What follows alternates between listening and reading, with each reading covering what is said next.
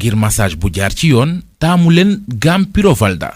Valda Afrique ak Puro Valda ñoo leen di may seen émission rétro sport. asalaamaaleykum sunu mbokku auditeurs yi ñu ngi leen di nuyu ci Sud FM seen rajo 98.5 ñëw ak yéen ci rétro sport.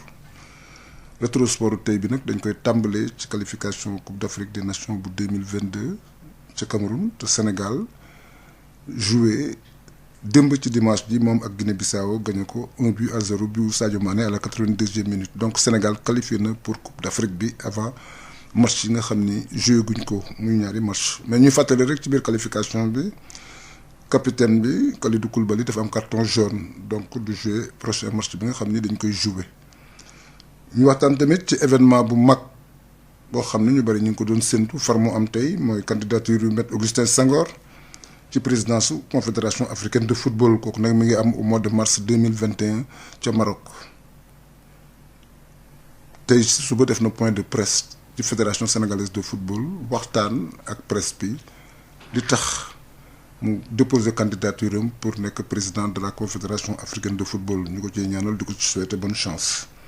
dinañ waxtaan tamit ci judo bi ndax Open africain bu Dakar Sénégal moo jiitu am fukki médaille ak juróom-benn te am ci 6 médailles d'or donc loolu moo wane ni judo bi mi ngi dellusiwaat fa mu nekkoon. dañuy waxtaan tamit ci làmb ak tamit génnu àddina Balla Gaye Ndour doon fondateur écurie Balla Gaye ba génn fa champion bu mel ni Balla Gaye moom tamit dafa génn àddina ñu ngi koy ñaanal yàlla xare ko àjjana. dinañ waxtaan tamit ci passation de service bi am ce matin ci bureau bi nga xam ni mooy bureau CNG bi bureau sortant bi ak bureau bu bees bi def nañ ko ce matin ci stade Léopold Sédar Senghor. prochaine réunion CNG bi nag muy première réunion bi ñu ngi koy defee mercredi ci arène nationale ndax tamit arène nationale bi mënuñu ko tëj ba pare di ko tëj loolu mooy waxtaan bi suñu invité tey nag Salif Diallo la bu APS muy xale boo xam ni ku ràññee la ci wàllu football bi. xam ci lu bari moo tax ñu invité ko tey ñu waxtaan tey ci candidature Augustin Senghor ak tamit ci football bi ak yu bëree bëri bi nga xam ni mi ngi jëm ci éliminatoire yi ak qualification bi et tout donc Salif kon ñu ngi lay nuyu. maa leen di fay di nuyu auditeur Sud FM yi yëpp fii moom sama kër la donc je suis très à l'aise pour ñëw ci invitation bi pour waxtaan ci affaire rétro sport qui est une très très grande émission léegi dafa bokk ci histoire. émission sportive yi Sénégal bon je suis vraiment heureux vraiment di leen gën a encourager bon sa yow sama mag nga sama grand nga mais kii sama rakk la moom Malick sama rakk la di leen encourager di leen gën a soñño ngeen a avancer quoi c'est émission. waaw wax nga ko Salif ci li nga xam ne rek moom moo jëm ci wàllu li nga xam ne rek moom moo jëm ci wax nga ko léegi ci Pape Dieng wax na ko léegi sax ci wàllu Augustin Senghor bi alors mu porté wu candidature am.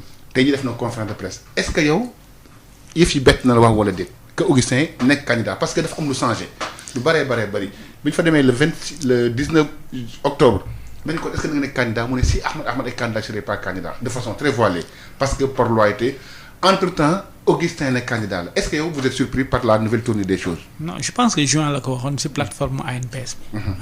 n'est-ce pas.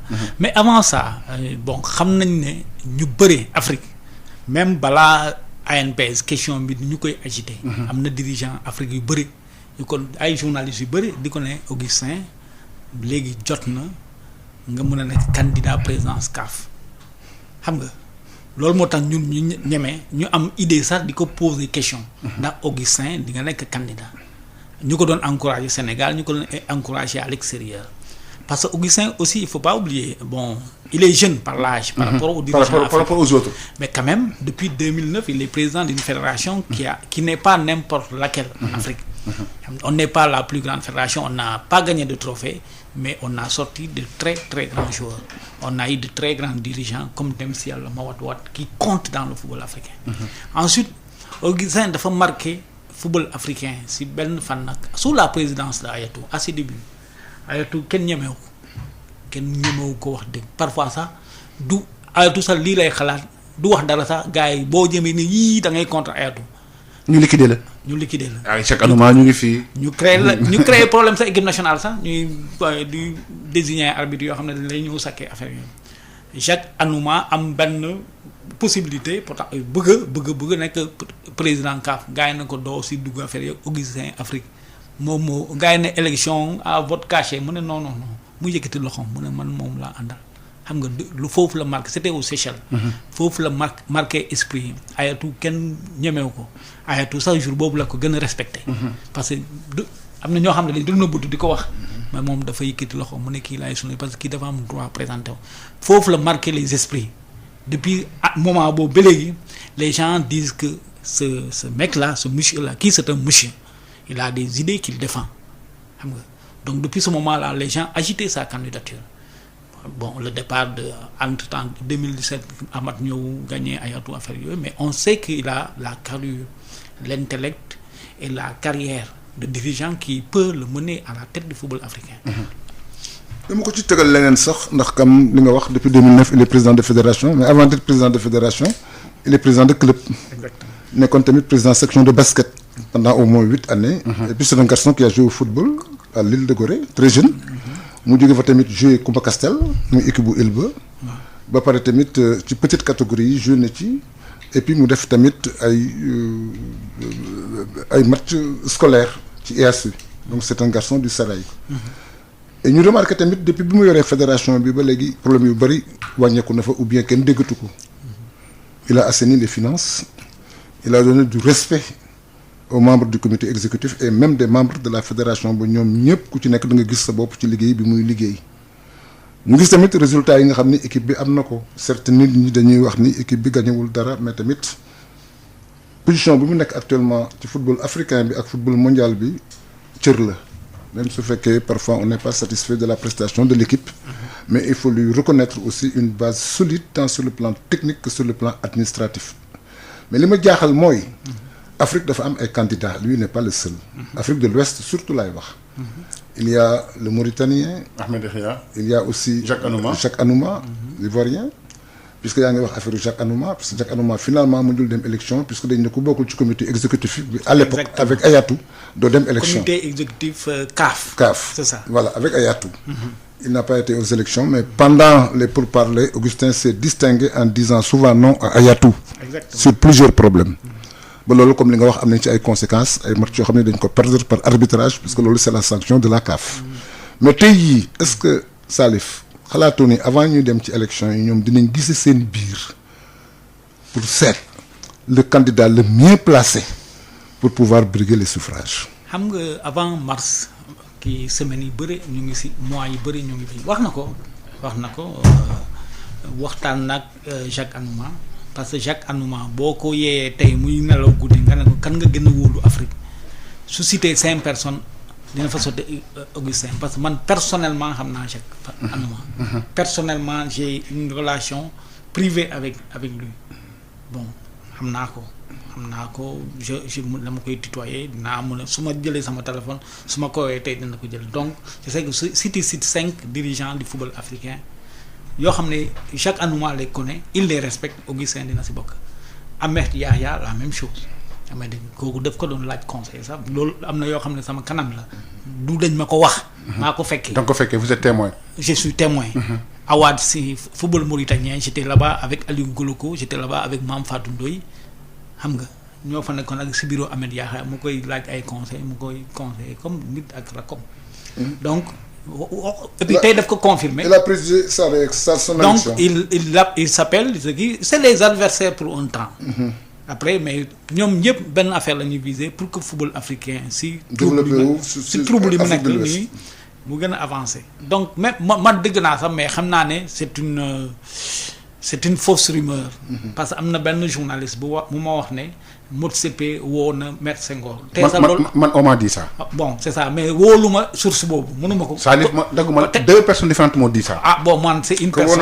on a Augustin 2 personnes différentes waaw Motsepe Patrice Motsepe pour négociation transaction yi 2 personnes différentes c'est avant que Augustin ne di officialiser même candidature merci donc bon am na benn gaan boo xam ne dafa jege Motsepe moo ma ko wax man mais pour moi c'est une façon de me demander quelle est ma position par rapport à Motsepe affaire yi bon l'un dans l'autre je sais que ñoom ñëpp 4 autres candidats yi ils ont beaucoup de respect pour Maître Senghor am nañu mbër Sénégal am na mbër mun na ko bakkoo ne am nañu mbër boo xam ne dafay dem mbër dëggantaan c'est ça merci donc aujourd'hui on a et puis c'est bien ça pour l'image de notre pays bien sûr c'est important qu'on puisse avoir un candidat là un candidat crédible Il a dit lui-même que jamais le Sénégal n'a été candidat à ce poste. Moi, des journalistes sud-africains, parce que nekk naa si benn plateforme anglophone yoo xam ne anglais rek lañ fay wax des gens quand Maître Senghor parce que dama ko laajte woon am na benn jour bu ma ko interviewé ma ne ko Maître di nga dem wala doo dem mu ne ma non lu ma gën a intéressé temps yi mooy suñu 2 matchs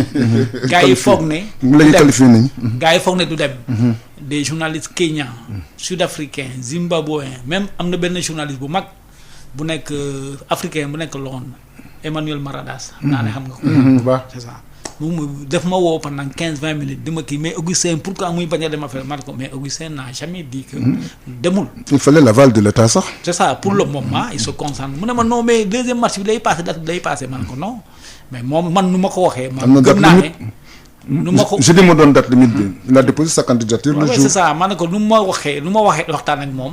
Je déplore pas parce que journaliste là les faits sont sacrés le commentaire est libre faits là man agence laa nekk faits laay toppatoo lu ma ko waxee gëm naa ne dinaa présenter plateforme anglophone bu ma nekkoon ñoo xam ne Motsepe dañu contre Motsepe. parce que ñu ne Motsepe boo waxee Motsepe dañu ne c'est un milliardaire. C'est tout simple. pas c'est un président. pas c'est le président de Mamelodi Sahona. Ça n'a rien à voir avec le football. Non, il a fait du très bon travail, il faut le reconnaître. Avec son équipe. Ah oui, ils ont gagné la Ligue des Champions. Ils ont joué la finale de la Coupe Non, d'Afrique. ils ont même gagné la Ligue des Champions. Ils ont gagné la Ligue des Champions. Qui Mamelodi Sahona a gagné la Ligue des Champions. Je oui. 2015, je pense, ou 2014. Oui, bon, il a remis Sud-Africain, c'est un championnat, il y a un problème, ça m'a fait du coup. Donc, ainsi de suite. C'est l'homme du soleil. Mais envergure, Augustin, avec tout le respect que je dois à Motsepe, Motsepe amour. Mais ça, est-ce qu'on peut dire qu'entre Ahmed Yahya, il était proche également d'Ahmed, Ouais. Augustin Senghor, quel moment il y a le candidat de substitution, comme on dit? Moi, je n'aime pas ce terme. Pourquoi? Non, parce que c'est dévalorisant. Ouais. Augustin, par loyauté, l'année d'où présenté contre Ahmed. Parce que il faut que les gens se rappellent une chose. Augustin a été membre du comité exécutif de la... jour où il n'avait pas d'opposant. Nous avons président commission des associations et des commissions juridiques et des associations. Nous avons numéro 2. Vice-président commission juridique. Ouais. Non, après il est devenu président de la mais commission avant, juridique. Avant, il non, était le important. Commission bu gën a rëy CAF mooy commission Coupe d'Afrique des Nations. Organisation. Amad mooy président. Augustin mooy son second. Ensuite mu dugal ko comité d'urgence CAF. Comité d'urgence CAF d'habitude c'est le président et les vice-présidents. C'est le seul membre non vice-président qui est dans ce comité d'urgence qui prend les décisions à la place du comité exécutif. Donc ça veut dire que gars bi daf ko wóolu. Nit du la wóolu noonu mu jox la lépp. nga xëccoo moom. C'est ça donc loolu moo tax par loyauté. loolu moo tax mu ne woon du président. C'est une qualité. Mais Ahmad, avec tout le respect que je le dois, c'est un gars que j'adore. C'est un gars avec qui est très dans les discussions avec moi, comme ça que Khalid. Mais je ne vois pas dans le Makama Augustin Senghor. Mais Augustin n'est que substitut par rapport à... Mais une question que je ouais. Les candidatures peut-être d'Augustin, de l'Ivoirien et du Mauritanien, dafay fait que, par exemple, Ahmad nous caleko ci maanaam commission bi nga xam ni. commission éthique FIFA bi ab FIFA. bi nga xam ni ñoom peut-être ñooy valider candidature yi. mais au cas où ñu valider candidature Ahmad. Est-ce que Augustin sera toujours candidat? Est-ce qu'il aura des chances de gagner? Si on peut. On ne sait jamais. On peut valider le possible d'ailleurs. Pourquoi pas me retirer? Donc on parle de toutes les éventualités. C'est ça, mais je pense que ils ont pesé parce que c'était bon, déjà les rumeurs allaient dans ce sens-là que l'équipe d'Ahmad lui a dit que yo tu es la personne la meilleure pour pouvoir nous représenter. Donc ça dit c'est du Ahmad bis. Non, il a sa personnalité quand même. Je suis d'accord. Il a sa façon de voir les choses. Tout n'est pas. Parce que da nga ne équipe bu. Oui, doucement da nga ne équipe bu. Waaw Ahmad. Oui. Mais c'est-à-dire ñoom. bu ñu naree invalider candidature Ahmad. ki ñu yaakaar seen biir. que mooy gagné moom la ñuy jiital te loolu mooy Augustin. C'est ça. loolu nga bëgg a wax. Voilà. Parce que mais aussi les gens oublient une chose. Ahmed Yahya, comme il l'a dit, Ahmed Yahya on l'a même pas élu. Il a été désigné par Ahmad, membre du comité exécutif. Parce que quand il y a eu là. Merci. Même si les. Mais Malik, il y a quand Ahmad n'est que candidat. Attends, il y a une complication. Non, doyen, Mais Salif. Anouma, quand Ahmad a été élu, il l'a nommé conseiller spécial. Donc ça veut dire que tous ces trois personnes-là sont à peu près proches de Ahmad. xam nañu Ahmad. voilà léegi dañuy dem Conakry fekk fa Aboubacry Ba nekk directeur bu 6 Média Aboubacry Sud FM mu ngi lay nuyu. Malick maa ngi lay fay maa ngi nuyu ñëpp ñoom Salif doyen maa ngi leen di nuyu seen auditeur. alors am mbégte gu rëy ànd ak yow ci li nga xam mooy émission bi ak li ngay représenté ci sport bi au niveau africain et au niveau mondial moom alors ñu ngi ci candidature Augustin Senghor à la Confédération africaine de football. alors am fi mu toll nii Abou am na 5 candidats lan la Augustin war a am de plus fi mu toll nii pour gagner élection yi. waaw xam nga candidature Augustin Senghor. ñu ngi ko doon laam-laamee di ko wax ci fu bëri danañ ko wax. parce que dañ doon wax ne que am na stature am na probité boo xam ne mun nañu xalaat ne que c'est un bon candidat pour le poste. man wax dëgg yàlla j'étais très enthousiaste man xamoon bon nee naa Augustin ñun ñëpp xam nañ ko léegi ñi nekk ci footballu sénégalais xam nañ ko c'est un bon manager il est rigoureux et tout mais bi ma dégloo tey conférence de presse Augustin wax dëgg yàlla xaw naa am tuuti ay question ay interrogation sam bopp. muy yan parce que li mu wax mooy bu mu demee boo xam ne presque que moom dafa nekk candidat parce que dañuy xalaat ne que Ahmad du nekk candidat pour mu nekk la continuité de Ahmad. ci li ma comprendre man. c'est ça exactement c'est loolu la Aboubacry loolu la. waaw man loolu honnêtement man personnellement daf ma xaw a décevoir tuuti. connaissant à Augustin. capacité bi mu am tey jii. parce que Augustin rien n'a été facile moom fi mu egg tey moom moo ko yóbbu boppam. tout à fait. il n'a jamais eu de parrainage, il n'a pas eu besoin de parrainage de Ahmad ou de qui que ce soit. On connaît, il s'est battu. Il a aujourd'hui quasiment l'une de la première sélection en Afrique. Si c'est souvent le baromètre qu'on peut tenir au musuñu dégg ci ay dans sa gestion ay problèmes financiers ay problèmes de malversation ay kenn xamul nekk c'est un des candidats yoo xam ci président de fédération ñu gën a yàgg ci seen poste kenn dégg ko ci ay problèmes wax dëgg yàlla il s'est battu une stature de président de CAF il s'est battu de grand manager mais bi ma ko déggee tey mu wax man honnêtement dama ne non il y a un problème pour man. mais nekk war na pour man Augustin dépassé na su muy nekkee solution de remplacement solution ci boppam la war a nekk. pour man Augustin solution la. du solution de remplacement. mais il avait dit que par loyauté du affronter Ahmad c'est ce qu'il avait dit. waaw. mais il a dit aussi Malick. qu'il y a que Ahmad a un problème avec. commission éthique FIFA bi. Comme que on ne sait pas comment ça va se passer, lui il préfère et d'autres être candidats. Mais yow attention voilà bien sûr. c'est ça mais xam nga. mais léegi dafa am benn question bu la bëgg poser Aboubacry. bu Ahmed demee ma ne man ce qui veut dire bu Ahmed bu ñu accepté candidature Ahmed candidature Augustin amatul sens. exactement c'est ça. kon vous avez répondu à ma question. loolu daal moo ma ci xaw a. dëgg yàlla am nga parce que man def ma wóor ne tey. def ma wóor ne que aujourd'hui boo xoolee ci Afrique ñi déclaré ak ñi déclaré wul boo jëlee ñetti candidats ñetti nit ñoo xam ne ils sont présidentiables à la CAF je pense que turu Augustin dina feeñ ci ñetti ñoom. effectivement. Augustin il est légitime. Il a tout fait pour être là où il est et il peut aller plus loin. Abou tu permets se cacher derrière une solution de rechange man personnellement daf may gêner. danaa la tong Abou tu permets. merci de. bon Abou c'est vrai loo wax ni loolu laa doon wax léegi doyen bi man na ko tu peux pas présenter Augustin comme une candidature de substitution mais l'histoire est là avec un grand H aussi. La loyauté c'est important. Augustin en 2018 on était ensemble là-bas lors de l'assemblée générale de la CAF à Casablanca. Il a été élu comme le disent les Anglais sans opposition. Ensuite toi tu le sais moi je sais Augustin c'est tous les gens qui suivent le football savent qu'après il est devenu très très proche de Ahmad. La preuve. Parce qu'il est devenu quasiment incontournable. Non, c'est vrai. Non. Ça, on n'en disconvient pas. Il était devenu proche, incontournable, soit, whatever. Mais il y a une chose qui s'est passée. Augustin a été mis dans le comité d'urgence de la CAF. Toi, tu sais le fonctionnement des instances. Quand il n'est pas vice-président de la CAF, d'autres aussi comité d'urgence. C'est vrai. Il a travaillé parce que, à la limite, au départ, lui, il n'était pas avec Ahmad. Tout le monde savait ça.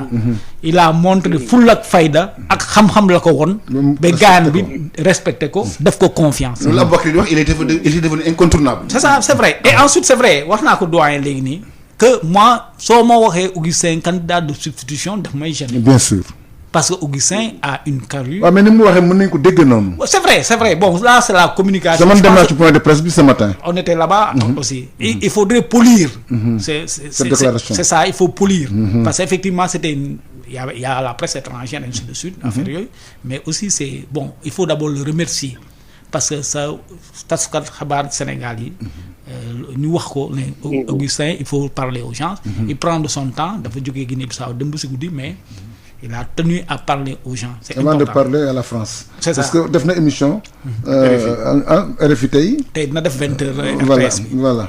Galaxy. mais man Aboubacry li ma la bëgg a laajaat ba tey ci actuellement yaa ngi wax ne loolu moo di ci candidature Augustin Senghor beneen question la bëgg a poser moom moo jëm ci li nga xam ba tey ci candidature bi y a également Afrique de l'Ouest y a 3 candidats. ñoom ñëpp supposé proche Ahmad muy Jacques Anouma. Ahmed Yaya Augustin Senghor loolu tam naka nga koy jàngatee ñoom ñëpp supposé proche de Ahmad ba pare di bëgg li mu bëgg parce que moom il est dans l'incertitude totale. Parce que man première li ma ci njëkk a jàngat mooy c'est un pour man bon balaa may déglu conférence Augustin bi tey pour man c'est un désaveu pour Ahmad. désaveu bu dee Ahmad nekk na candidat. bu dee Ahmad nekk na candidat dañ ko weddi. mu nga nekk président de la République. ba élection ñëw nga bëgg jël wut deuxième mandat sa ñaari ministre nekk candidat contre yow désaveu la. dëgg la. mën nañu ko jàppee noonu. mën nañu ko jàppee que am na ñaari kii am. ñaari ministre am ak benn conseiller am. voilà ñu ànd ak moom pour dem élection. pour wuti deuxième mandat. première chose désaveu la mais bu ñu creuser waatee ba creuser parce que léegi affaire yi mu ngi commencé leer. parce que gars yi dañuy laam-laame ndax Ahmad dina dem wala du dem dañ koy valider ak wala duñ ko valider. Augustin xaw na leeral mbir mi. li ñu waxul li ñu waxagul mooy. Ahmed Yaya Salif wax na ko léegi il était présenté comme le chouchou de Ahmad. Meilleur président de meilleur manager fii loo bëgg ñu jox la et fédération mauritanienne est toujours cité en exemple organiser kan boo bëggee ñëwal jël lu mu bëgg presque li mu bëgg mu am ko Ahmed Yaya ci boo compter le nombre de fois de Ahmad dem Mauritanie xanaa demu ko yeneen. c'est vrai. C'était vraiment son petit comme on dit. léegi kooku bu demee ba am fit naan day dem pour man ci damay jàngat bu gàtt bi kooku pour man mooy candidat de l'Afrique du Nord ñoom ñoo ko ngemb. ok toll nañu foo xam ne ñëpp ñu ngi doon wax ne que marocain bi mooy dem. l'Exia. kooku xam nañu doole ji mu am aujourd'hui ci CAF. ñun ñaa ngi naan que. bu ñu waxee nord africain du sud du Sahara yëpp dañuy voter contre moom bu ñu amee nit boo xam ne dafa am tànk à la fois dans l'Afrique subsaharienne maanaam il faut waa zone A am tànku CAF te am des sensibilités du nord ça devient un candidat idéal pour le nord. Ahmed Yaya boo demee ba moom quasiment moom mu njëkk déclaré sax ci Augustin pour man waa jooju am na ñu ko ngemb. mais gars yi FIFA la ñuy wax léegi dafa gubbi. justement mais Aboubacry on dit que c'est la FIFA qui est derrière Ahmed Yaya. je sais pas une information à mettre avec les guillemets. loolu ma xam ne ay lecture la man sama njàngatu bopp rek laa ci. d'accord tout à fait. FIFA mun na jaare ku ne. instant bi moom parce que mbirum FIFA fii ak suba di nga gis boo lire la presse anglophone ils vont dire que Augustin FIFA moo ko ngemb parce que Fatma Samoura moo fa nekk. ndaxte léegi moom toutes les lectures sont possibles. mais man ci sama gis-gisu bopp. bu leen fàtte ne que Afrique du Nord. dañoo soxla CAF yàgg na du tey rek. dañoo mës a xeex Issa Hayatou. amul luñ fu ñu jaarul ba Issa Hayatou. daanu te yëpp bañ. Amath ñëw au premier abord gars yi dañu ne finalement l'Afrique du Nord a son candidat à son président il s'est quasiment installé au Maroc. Et on se rappelle je parle sous le contrôle de Salif. c'est vrai c'était devenu Amath est devenu. bëggoon na sax yóbbu siège bi CAF quand il avait posé la question après l'assemblée générale bu amoon Caire en juillet 2019. Si les Égyptiens avaient refusé le de siège là, comment on appelle ça? L'accord de siège. Il aurait pu amener ça à Casablanca ou à Rabat. Absolument. Donc ñoom def nañu yëpp pour am mainmise ci CAF. l'EGIA le Marocain impliqué wu jël lépp quasiment moom nekk di ko contrôler. mais mënul nekk candidat. bu ñuy wutee am Ahmed Yahya mu nekkal leen fa c'est tout bénéfice. loolu man ci sama ñàngatu bopp. Jacques Anouma on l'a dit quasiment c'est un candidat on va dire quelque part de regret. ndaxte c'était le seul candidat quasiment boo xoolee Afrique qui avait osé défier Issa Hayatou. ba sur la fin il s'est fait doubler par Amath. quelque part il se dit bon man que sama tour la. il est crédible. fu mu tourner il a toujours encore cette image de candidat de présidentiable, celui qui avait fait bouger la maison CAF. Amath était apparu comme un candidat par défaut qui a gagné, ça peut arriver. Mais bu ko amee rek man mun naa ko peut-être indi ci wàllu politique si ñun bi Ablaye Wade demee Idrissa Seck dafa waxoon ne moom moo fay nekk keneen ñëw doublé ko. Tout à fait. Idrissa Seck lu mu def dafa nekk fi continuer di insister non ça c'est ma place naturelle. fi Macky Sall toog man maa fa waroon toog. ndaxte man maa osé woon défier pas bi et cetera donc pour man noonu laa ko jàngatee. Après maintenant pour terminer le vrai candidat pour moi le candidat on n'en parle pas beaucoup parce qu'on est dans le monde francophone mais c'est le candidat sud-africain. Pourquoi c'est le candidat du monde anglophone qui veut récupérer qui vient à arriver à la CAF. L'Afrique francophone qu'on le dise ou pas il y a une sorte de conflit arabophone anglophone francophone. Motsepe kooku noonu pour man c'est le véritable dañoo bëri ab anglophone yi bëri nañu. influent deuxièmement également nag bu leen ma ne deuxièmement moom c'est quasiment le seul homme qui est hors du système. le système Amath. c'est le candidat de l'Afrique anglophone et surtout dafa bëri xaalis. te gars yi dañu borom alal la. ils sont sensibles à l'argent. voilà borom alal la. bu ñu xoolee nit ñi sax ñu wax ne c'est la deuxième fortune de l'Afrique. loolu am na solo ci genre élection yi. buñ ko fàtte pour man la vraie si je peux appeler ça menace aujourd'hui pour Augustin Senghor. parce que ay Sénégalais lañu tamit que quoi qu'il arrive ñun ci Augustin la ñu jàppale juste ba sës ba fu mu yem mu neex comme on dit mais la vraie menace ce n'est ni Amath ni Ahmed Yahya mais c'est Motsepe. voilà xam naa ne àndaat ak yow si kanam tuuti sax Aboubacry ci jàngatu éliminatoire yi merci beaucoup Aboubacry jël nañu temps bu bëree. il a beaucoup expliqué moom tam il est dans les yàgg na ci dans les rouages dans les rouages expliquer lu am solo ci li nga xam moo jëm ci wàllu élection yi donc Salif est-ce que Motsepe boobu menace Aboubacry di wax c'est une menace réelle parce que tamit man dama fàtte wax ci monde anglophone bi dañoo bëri ba pare ils sont solidaires. waaw ils sont solidaires mais boo jëlee monde anglophone stricto sensus. ñoom ensemble. nga jël monde francophone bi ak arabophone bi ñoom ñooy ëpp. la preuve anglais ñooy ëpp. non francophone yi ñëw. à la CAF la première langue même c'est le français. waaw contrairement à la FIFA. où la première langue c'est l'anglais. mais à la CAF la première langue c'est le français. c'est le français. Comme par hasard. Et puis les premiers présidents ne sont pas des francophones. Il y avait un Éthiopien, il y avait un Égyptien, un Soudanais. Hayatou moom mujjee kooku kii la. Donc xam nga Motsepe lu mu wax noonu je sais bon le monde anglophone c'est le monde contrairement à ce que les gens pensent c'est le monde le plus divisé. Contrairement à ce que les gens naam c'est vrai ils veulent être président de la CAF parce que ñoom tam dañ ko bëgg a ñam aucun anglophone n'a encore dirigé la CAF. yaa ngi may dégg depuis 57 la CAF existe ba léegi. 1957 la. Les Égyptiens après le TCMA. C'est ça donc ils n'ont jamais discuté mais anglophonie ñoom c'est pas l'amour parfait hein. mais Salif ki dafa am solo Aboubacry Ba.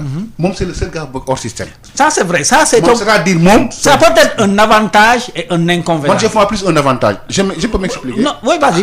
allez-y. non parce que avantage bi lan la. c'est-à-dire que. taxul dara waaw. ok et Ahmad n'est pas exempt de reproche par non rapport à la gestion. pas du tout justement. mais l'inconvénient c'est qu'il connaît pas le système. il a dirigé un club sud-africain soo demee Afrique du Sud ou bien soo lire rek waxuma la sax nga dem ñun on a la chance d'être allé en Afrique du Sud. Le football sud-africain n'a rien à voir avec le football africain de l'autre côté. Sud-africain ay professionnels problème yi ñuy am ñun jànkonte wuñu problème yooyu. donc je suis pas sûr que moom xam na réellement problème. Afrique par contre waxoon naa la ko fii d'habitude les présidents de fédération sont très sensibles à l'aspect pécuniaire.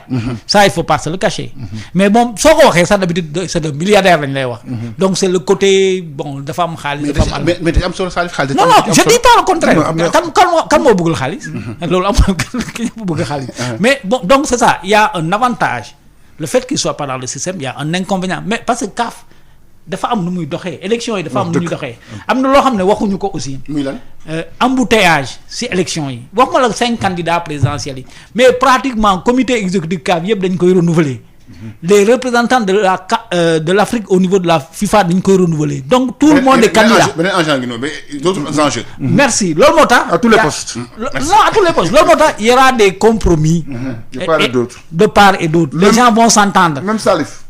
li nga wax. waaw même candidature ouest africaine bi mën nañu waxtaan seen biir. ñu bañ a egg aux élections wala keneen retiré mu am mu reste 2. affaire la ñuy waxtaan. oui. que boo faloo man nangam nga may jox. mais bien sûr quel poste laay am. et tout ça pour le développement de mon football. mais oui. tout est possible jot naa for ci weewu béy je sais pas encore ki may wax tamit musuma wax dara ma teggi ko que Anoumami aurait parlé à Augustin Senghor. non Augustin a dit aujourd'hui qu'ils se sont parlé. Augustin l'a dit. c'est bon il l'a dit. il l'a dit donc avant Augustin de déposer candidature waxtaan na ak moom. li ngay wax laay dëggal nii. moi je t'ai dit une chose. jàpp ko téere. avant le 12. mu am ay transactions ba. non dañuy waxtaan.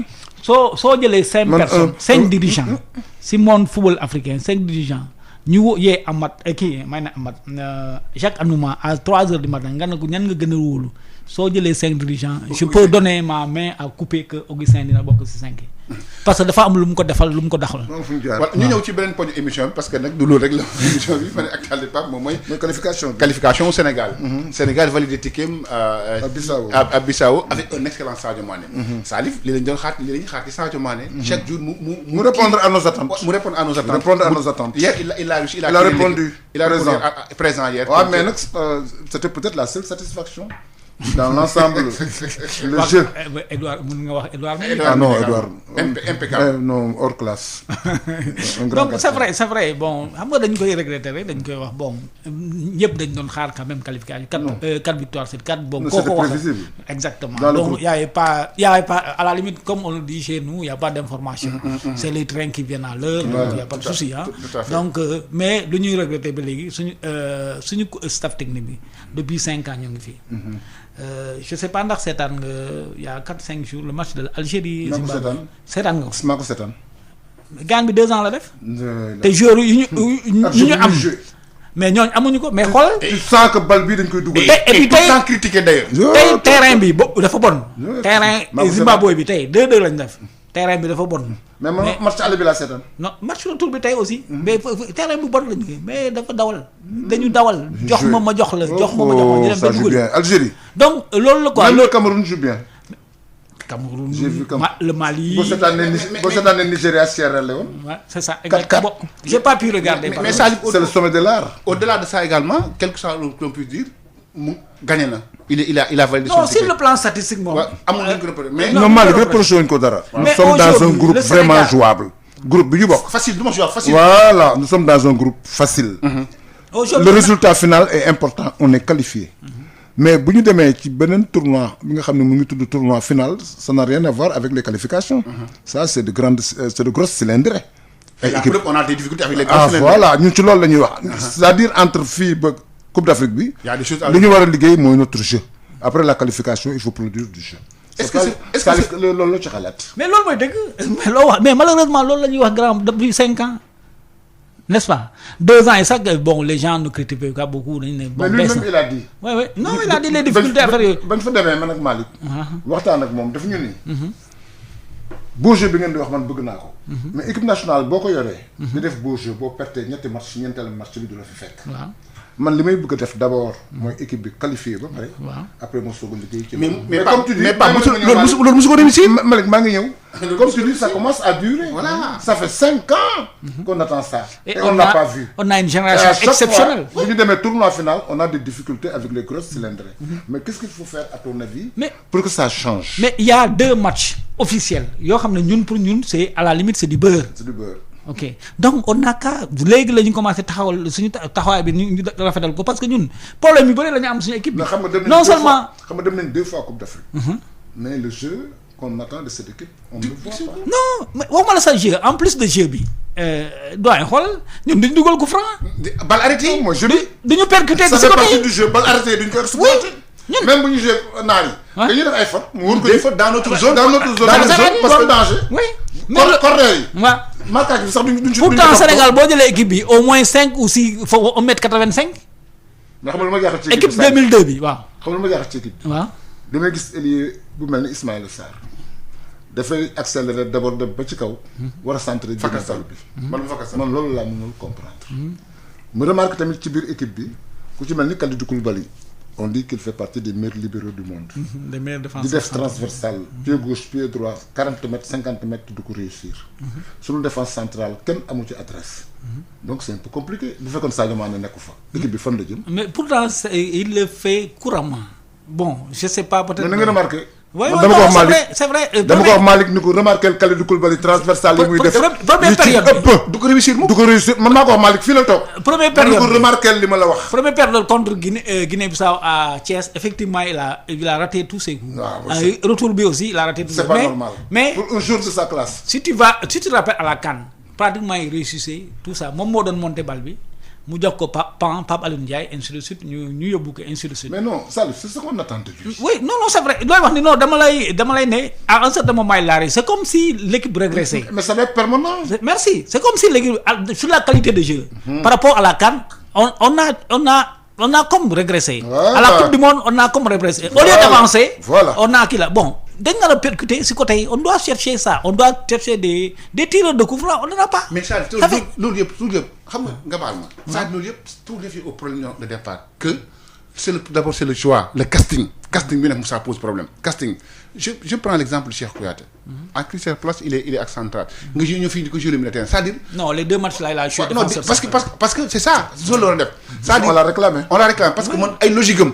nga dul comprendre. il a des certitudes. c'est-à-dire joueurs yi nga xam ne ñoo yàgg di jouer. ñooñu la wóolu. te équipe da nga koy changer selon. da nga naan équipe day progresser selon les joueurs en forme du moment. Idrissa Gana Gueye par exemple qu'est-ce qu'il rapporte à part tour à part Malick tu es dur quand même. non je suis pas dur moi je constate je suis pas dur loin de là je constate. bu jëlee bal bi au lieu bu génne ko dafay def. latéralement lay jouer au lieu di bu jëlee latéral jox ko Cheikh Kouyaté dina fakkat dëgg ba fakkat salu. il dit a fait une très bonne CAN quand même. oui non on ne disconvient pas. c'est parce qu'il a joué en avant. ouais il n'a pas joué latéralement. kon vous me rejoignez. c'est sûr les critiques sont tellement de casting. ouais se sont succédé il a compris qu'il fallait jouer vers l'avant. mais xam nga ça lu koy waral. c'était une sentinelle à l'époque. te xam nga léegi parce que sentinelle yi dañuy dugal N'Golo Kanté moo dugal démb bi. bu rëy donc joueurs yi Salif dañoo war a participer ci jeu bi. non mais man vous parlez à un convaincu parce que ñun da ngay wax dee mais Sénégal suñu jeu bi moom ça pose problème. aujourd'hui kat gars yi dañu xam nga en faveur de Aliou Cissé. force fondamentale mais parce qu'il a fait 5 ans. il va plaider en sa faveur.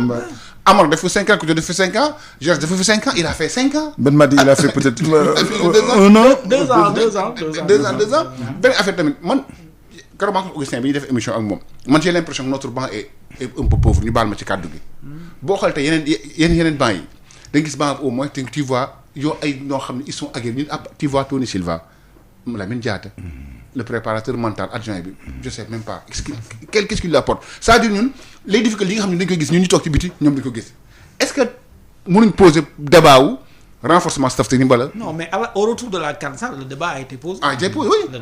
Donc vous partagez l'avis selon lequel le banc est très pauvre. Oui. Non, il faut que nous dougal fa ben gagne. Mais maintenant, par contre, El Hadj Diouf El Hadj Diouf, non, il est plutôt un genre comme Bokandé, dem ci Yalla Bokandé nous melone, c'est-à-dire xalé yi. El Hadj Diouf est plus proche du président de la fédération que de la direction. Oui, il était un ambassadeur de par affaire. Donc il est proche du président de la fédération, mais pas de la direction. Moi, je parle d'un véritable technicien.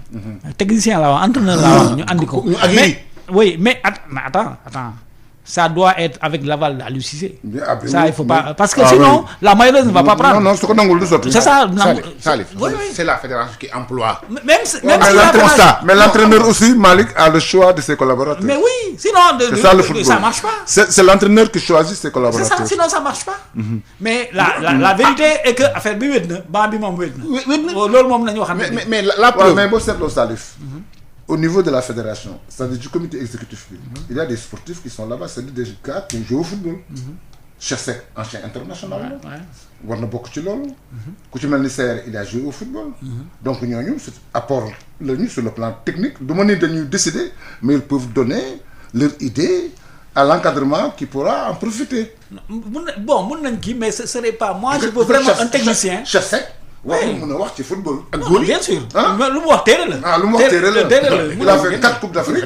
Il est président de club. Il a joué dans un club très haut niveau. Il a joué de Tunis. Wax deug.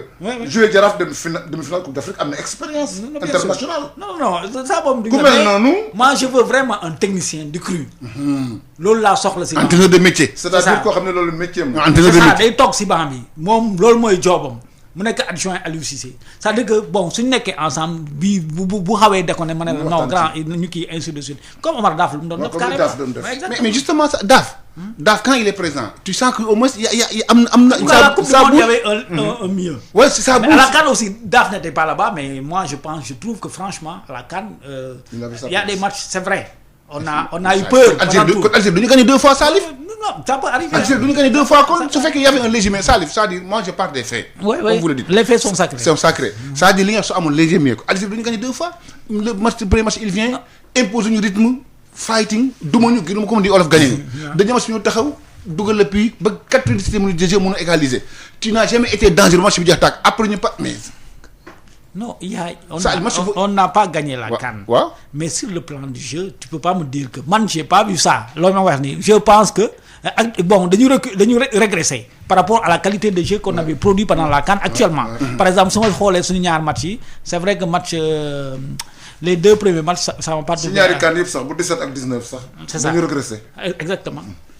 dañu regretter le temps lañ ànd ak Pape Laye ci kanam léegi le temps ñu jël Aboubacry Ba par rapport ak qualification Sénégal bi ak jeu bi nga xam ne ñu ngi ko doon wax léegi nii donc li ci ëpp solo tey jii nii Pape kon ñu bàyyi la nga jël. ngir massage bu jaar ci yoon taamu leen gamme Piro Valda Valdafrique ak Piro Valda ñoo leen di may seen émission rétro sport. jërëjëf donc Sénégal qualifié léegi Pape qu'est-ce qu'il nous faut pour ñu gis un Sénégal rayonnant un Sénégal bu imposant sur la scène continentale parce que fu ñu toll nii qualification nekk ñun suñu problème mais li ñu bëgg moom mooy jël coupe d'Afrique bi. Est-ce que ak lii c'est faisable lii ñu am nii. Non mooy li ñu wax rek parce que d'abord pour lui c'était la qualification moo doon première phase bi. léegi qualifié nañu.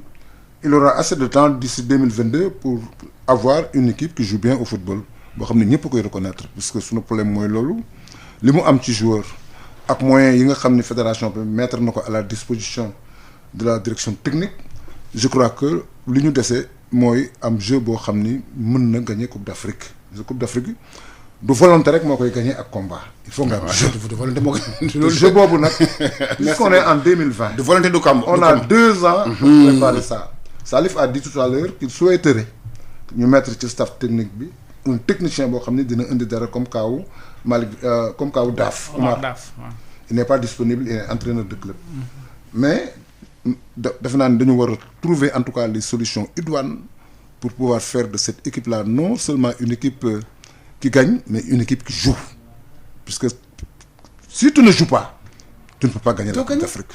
Mais doo gagner est-ce que. Parce que le Nigeria a une bonne équipe. mais devant l'Algérie a tellement bien joué que loolu dafa daaneel Nigéria. dafa daaneel ensuite ndax Algérie dernier coup franc qui a réglé le problème. je te dis parce que match bu tëjee benn affaire ngay am nga dugal ko mu jeex. bu ñu defee 1-1 à 5 minutes de la fin ils ont changé la situation. N'est-ce pas? C'est parce qu'ils avaient dans l'équipe un grand joueur mais boo seetloo dans l'ensemble de la partie l'Algérie a mieux joué ce jour-là que le Nigeria. Donc pour prétendre gagner une Coupe d'Afrique il faut nécessairement avoir une équipe qui joue. te cette équipe-là on ne l'a pas.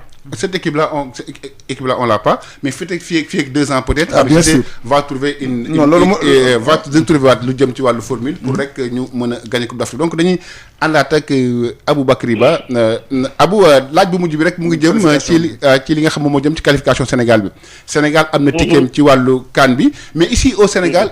les gens qualifiés nañ mais ñun lu bëgg fi mu toll nii Sénégal yi seen soxla moom mooy coupe d'Afrique lañ soxla parce que qualification nekkatul information léegi mais comment faire ba Sénégal mën a jël coupe bi fi mu toll nii ñëpp moom la ñuy xaar en 2022 même su fekkee sa coupe kenn du ko décréter. waaw bon xam nga lii moom bon ñun ñëpp on parle ak doyen xam nañu que Sénégal ak coupe d'Afrique moom yàgg nañu nekk favori. waaw. c'est-à-dire que coupe d'Afrique bu mënta ñëw équipe bu ñu mënta am dañu naan Sénégal da koy gagner Sénégal parce que Sénégal dafa war a gagner coupe d'Afrique. ça c'est normal c'est bien parce que am nañu joueurs yi am nañu am nañu parcours boo xam ne war nañu mën a yóbbu ba gagner coupe d'Afrique gagner coupe d'Afrique nag ça se décrète pas. wax dëgg yàlla ça se décrète pas gis nañ fi Côte d'Ivoire entre 2003 ba 2014 xawma. C'était quasiment le meilleur effectif d'Afrique. mais gagné wuñu. année bu ñu nekkee équipe bu ñu gënee faible année boobu la ñu gagné. en 2015 coupe d'Afrique ñoom Drogba sax jël nañu suñu retraite. équipe boobu moo gënoon peut-être faible que yeneen yi ñu amoon. Sénégal nag am nañu loo yàlla barkeel dañu que dañu am ay joueurs période bu nekk ñun am nañu ay joueurs yu baax. li gën a am solo ci man en tout cas mooy. nañu fexe ba maintenir rythme bi ñu am rythme bi mooy lan mooy egg final ku yegg di egg final ku ne dina mës a gagner man ci sama xam nga après finalement à un moment donné nekkatul problème entraîneur nekkatul problème mu joueur problème mu enjeu kese la kuy dem pour sori mooy mën a prétendre di gagner la tey instant bi li ñu fàtte mooy que Sénégal dafay nekk di def ay coupe d'Afrique si en tout cas ci ñaari coupe d'Afrique yi ñu dépassé yëpp ten bu Gabon ñu yem quart de finale mais ñëpp a ngi naan la meilleure équipe est sortie on a éliminé la meilleure équipe suñu premier tour li ñu def contre Tunisie li ñu def contre Algérie li ñu def contre Zimbabwe ñëpp di ñu coow équipe bi kenn attanu ko et cetera ñu dem série de pénalty ñu toog équipe ñu continuer di gagner di qualifier di dem coupe du monde ñëwaat CAN 2019 dem ba finale c'est sur un malentendu mu nekk jour bu ñu defee suñu match bu gën a abouti match bu gën a baax jour boobu la ñu perte coupe bi donc am na ci ay détails yooyu nag malheureusement man de ci sama xam-xam amagul kenn kuy mën a décréter que boo defee nii di nga gagner coupe d'Afrique ndax kenn xamul mais pour man daal kenn xamul nañu continuer li ñuy def léegi nii nekk ci dynamique bi ñu jóge nañu coupe d'Afrique continuer di gagner jóge nañu coupe d'Afrique 2017 continuer di gagner ba 2019 di egg finale jóge nañu coupe d'Afrique 2019 continuer di gagner 4 matchs 4 victoires quel que soit l'adversaire seule la victoire est belle nañu continuer di gagner mais Aboubacry continuer di soutenir suñu équipe ku yàgg dem final mës a gagner. man li ma la bëgg a laaj li ngay wax yëpp lan moo ci nekk responsabilité coach bi Aliou Cissé c'est quoi sa part de responsabilité dans ce que vous venez de dire exactement nii pour li nga bëgg. responsabilité mooy construire na équipe bu dëgër. équipe bu dul perte équipe bu dëgër la. waaw c'est vrai. équipe bu dul perte équipe bu dëgër la. tout à fait. équipe boo xam ne ñu ngi koy fu ñu koy xaar mooy les derniers rendez-vous mu ngi fa mais am na loo xam ne nag tamit nekkatul kii nu mu tudd nekkatul responsabilité coach bi ñu bañ Aliou Cissé mbaa ñu bëgg ko dégguma benn technicien buy wax nekk final Coupe d'Afrique contre Algérie Aliou Cissé def te erreur dégguma ko en tout cas bokk man ci li damay suivre équipe nationale dama ko ba sa suivre dégguma ko may wax ne que Aliou Cissé def na erreur match boobu ñu joué ko bu ñu joué woon match bi bu duré woon 24 heures Algérie mënuñu dóor ci condition normale Sénégal joué na li mu waroon joué mais am na ay facteurs yoo xam ne dañuy dugg en jeu. comme man li may bëgg a wax nag mooy. équipe bi ñu am mënuñu xalaat ne que allez on va jeter ce qu'on a. dem wuti leneen. mais on peut avoir plus Abou on peut avoir plus. on peut avoir plus mieux on peut avoir mieux. on ne peut pas se contenter de statistiques. xam nga plus bi mooy lan pour man. le plus mooy détails yi ma lay wax ni. final ci ay détails lañ koy gagné. non mais tu sais Abou sa analyse bi dëgg nañ ko mais xool suñu final bi on n'a pas dans le contenu loolu laa doon wax Malick on n'a pas mal joué mais yow tu peux pas durant combien 7 matchs la Coupe d'Afrique léegi n'est-ce pas. yow mënoo dugal benn coup franc. mënoo centrer benn corner. balle arrêtée da nga koy vantager. c'est ça c'est là-bas. waaw léegi boo amee équipe boo xam ne. xoolal amoo kuy tirer say pénalty. mais daf ko war a am. mais loolu la ñu laajte Abou. loolu la ñu laajte ñu liggéey ça fait 5 ans que le staff là pour que les gens travaillent dans ce sens-là pour s'améliorer. Parce que effectivement. Même dernière minute du final bi si on se rappelait bien on avait eu un coup franc. Un coup franc très bien placé. Mais malheureusement on l'a vendangé. Comme doyen lu mu doon wax parfois gars yi dañuy tey sax duñu gaañ. À l'entrée de la surface. Parce qu'on ne sera jamais wala ñu génnee bal yi corner parce que dañuy xam ne ñun bon on n'a pas de tireur on n'a pas de gens qui la non liggéey yooyu la ñu war a def. Et sur les côtés ñoo xam ne dañuy. centre yoo xam ne day dem à destination. C'est ça parce que si on peut pas travailler sur le plan axial on a un ailier très très rapide on a un joueur très très technique et rapide. mais xam nga tamit deful am solo parce que quelque soit on gagne. Oui. mais on peut avoir plus. gagner ñun on veut gagner une victoire rassurante. nañu waxante dëgg. kenn waxul ne les statistiques ne sont pas en faveur de Aliou Cissé kenn ñemewu ko wax sax. mais contre su ma jëlee match éliminatoire yi de Tanzanie c'était une équipe locale pratiquement. mais on a souffert avant ñu koy gagner. Kenya deuxième mi-temps nga leen dóor 3-0. Ouganda 1-0 nga ko dóor souffrir. Bénin c'est la même chose. Tunisie c'est la même chose. Tunisie sax c'est un grand d'Afrique. ok ils sont deuxième. am na prolongation ak moom. waaw avec la Tunisie. mais donc 1-0 but contre son camp. donc en fait donc tu da ngay affaire bi day metti. non da ngay xeeb sax. et puis pas. parce que li ñu am war nañu. merci nga rassuré wu. lu ëpp résultat bi ñu am. Algérie lu mu def ñun ñoo ko naroon def. vraiment. def parcours boobu. on a Algérie a eu des adversaires beaucoup plus coriaces. et puis une équipe qui a été Nigeria. c'est ça Nigeria ak Côte d'Ivoire. ay ñooñu nga loolu Algérie am. ñun à part Tunisie bi ñu amal on n'a pas bon. l'un dans l'autre ñun daal am nañ ay. est-ce que on veut avoir des victoires rassurantes. Une équipe boo xam ne. un jeu qui da nga xam ne kii mooy gagné yi. c'est ça équipe boo xam ne bu commencé. parce que da nga xam ne kii 2002. elle sera couronnée. certainement c'était une équipe de contre. mais booy tas ak Sénégal. non am nga problème. mais une bonne équipe. ah boo tas da ngay ragal da ngay ne bon moi je vais un peu comment on dit je vais réduire le truc là bon ñu bañ ma dóor lu bëri. parce que xam nga dinañ paan sa kaw. xam nga dañuy xam ne de ñun sax dañuy dem en tant que journaliste. équipe ba dafa amoon doole équipe 2002 dafa am personnalité am doole ak dafa am doole. c'est ça dañuy xam ne daal suñu demee dañuy gagner. c'est ça donc on est rassuré même si day metti. Nigéria lañ tasoon demi-finale quand même. on a joué à 10. Pape Sarr dafa génnoon. avec un but de Pape Bouba Diop ak Salif Diao. ak Salif. Ouais, on était allé en prolongation affaire yooyu donc non l'un dans l'autre c'est ça qu'on veut. Ouais. On veut une équipe pas buy de dribbler fii affaire yooyu non mais mu am plan de jeu bu leer. boo xam ne on sait que c'est bon quand le jeu va partir c'est comme ça que ça va. voilà même si c'est difficile on pourra toujours régler le problème. C'est ça. ñun loolu la ñu bëgg et je pense que c'est ce qui nous manque. c'est loolu moo ñu manque est-ce que fii ak 2022 on peut s'attendre à. ah oui c'est possible ubbi équipe bi. pour yeneen ndaw. ah oui c'est possible.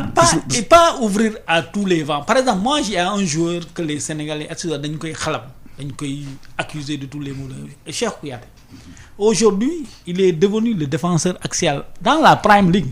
Qui est l'un des championnats les plus l'un des meilleurs défenseurs axiaux. Non duñ ko fàtte.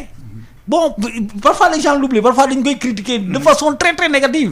Parce qu'il n'est pas exempt de critiques. Hein? Oui, non, tout le monde peut avoir des... Ses prestations en équipe nationale. Quand il joue milieu de terrain, oui. Sont moyennes. Oui, quand il joue milieu de terrain, par rapport à oui. Mais les deux matchs là. Il s'est réveillé maintenant. Mais bien sûr. Il a compris qu'on pense à lui et on veut qu'il fasse plus que ce qu'il fait. Et il a compris ça. Et qu'il nous aide à gagner, à remporter une compétition, une phase finale de CAN. voilà mooy grand jour. Pape ñu delluwaat Conakry ak Aboubacry mu doon wax ci li nga xam moom moo jëm ci parce que c'est assez intéressant et c'est assez passionnant ci li ñu nekk nii. fii Sénégal li ci ëpp solo moom mooy ñu ngi gagné mais jusqu'à présent que ce soit la presse que ce soit les supporters les gens ne sont pas contents par rapport aux jeux produits par l'équipe nationale du Sénégal. waa léegi loolu moom wax dëgg yàlla d'accord naa. d'accord nga si ñu di wax ak yéen d'accord naa. enfin tu es d'accord avec moi. enfin Aboubacry non wuyu ma qualité de jeu moom. man ne d'accord naa mais xam nga lan laa bëgg man. nañu gagné d'abord bu ñu gagné ba pare. mais nañu gagné kan. ñu jël pot bi dugal ko suñu dëkk ba pare bu toog léegi nañu commencé naan fii la war a di. mais Aboubacry loolu mënoo ko gagné te joué wuloo. est-ce que mën nga gagné sans jeu Aboubacry est-ce que mën nga gagné sans jeu. non. wuyu ma mais dem nañu final ba pare nit ñi naan joué wuñ bu baax. waaw dem nañu final dama ne ci benn action wala deux mënoon nañu gagné bu ñu gagné woon ñëppay naan jaajëf. du final bii de du final bu mujj bi de xanaa peut-être 2002 peut-être. waaw ma ne léegi.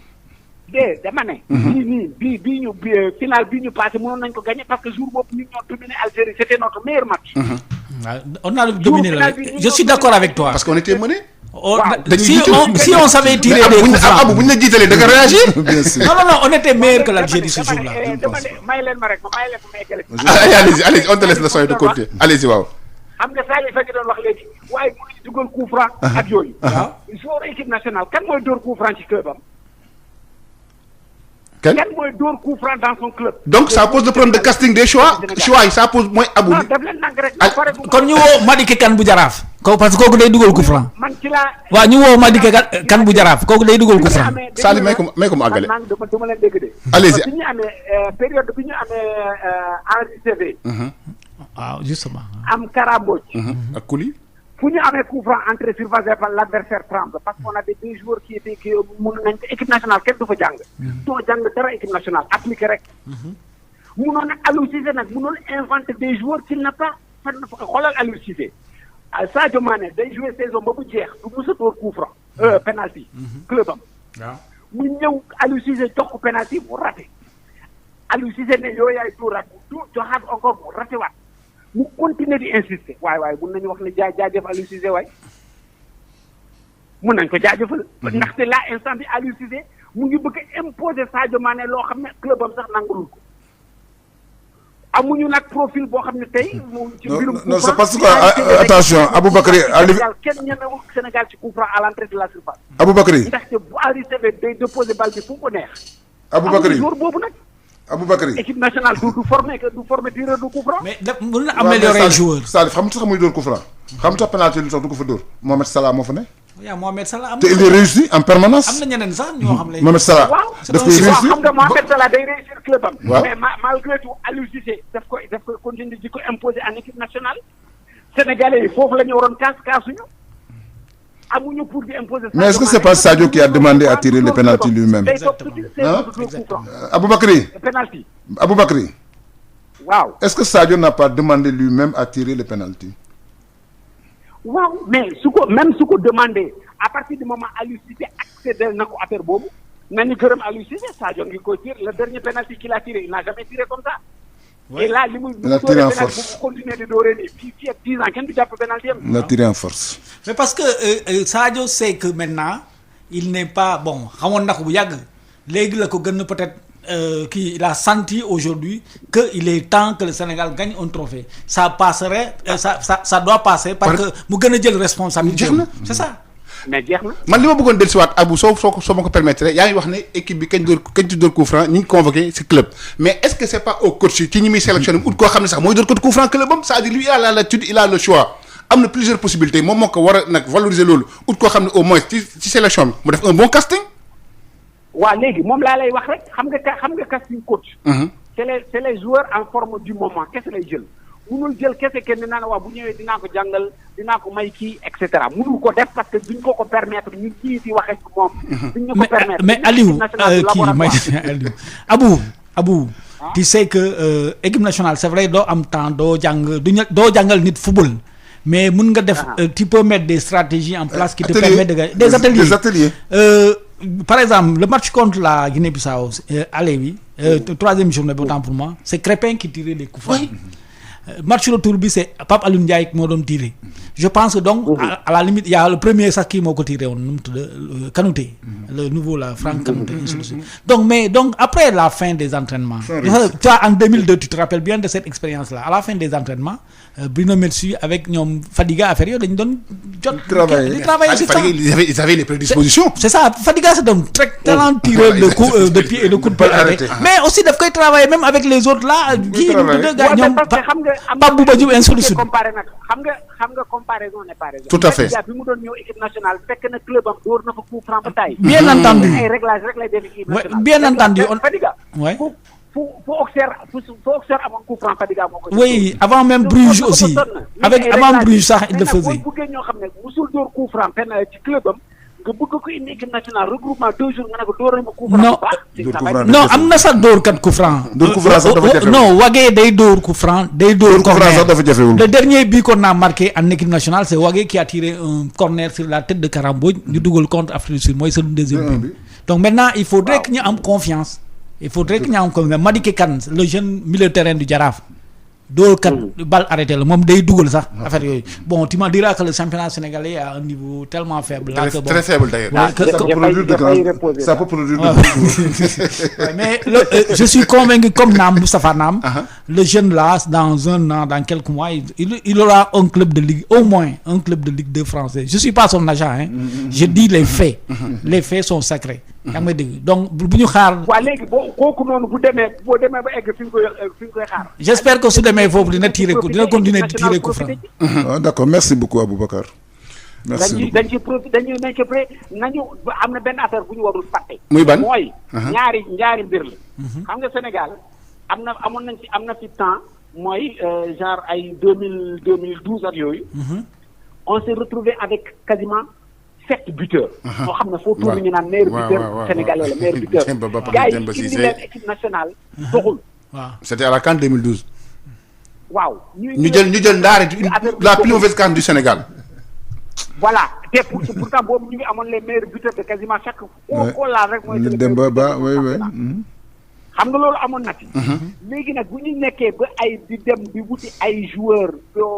ñu ngi laam-laame est-ce que dina dem di non est-ce que les remplaçants le xawma lan chiffre et cetera di continuer di former équipe boo xam ne dina dem bay final egg final dama ne ku yàgg egg final di nga mësa laal pot. Ouais. Inch'Allah. Merci beaucoup jërëjëf.